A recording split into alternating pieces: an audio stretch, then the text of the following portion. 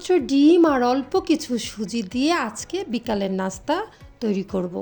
আসসালামু আলাইকুম ভিয়াস, কেমন আছেন সবাই? আশা করি ভালো আছেন, আমরাও আছি আলহামদুলিল্লাহ।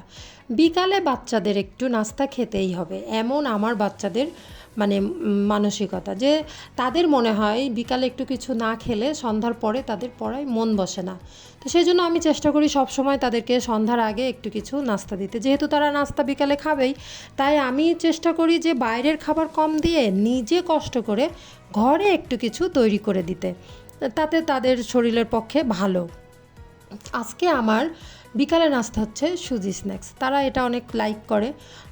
এখন আমি তৈরি করে দিলাম তাদেরকে সুজি স্ন্যাক্স, এবং এটা দেখে তারা অনেক খুশি হয়েছে যে তারা আজকে একটু মজা করে বিকালের নাস্তাটা খেতে পারবে, এটা তাদের একটা টেন্ডেন্সি। দেখেন, ফ্লাপি হয়েছে জিনিসটা, অনেক সুন্দর হয়েছে। দেখেন তাদের এত পছন্দ হয়েছে যে কে আগে খাবে তাই নিয়ে কাড়াকাড়ি শুরু করেছে। তো যাই হোক, তারা মজা করে খেলেই আমার ভালো লাগে। ভালো থাকবেন সবাই।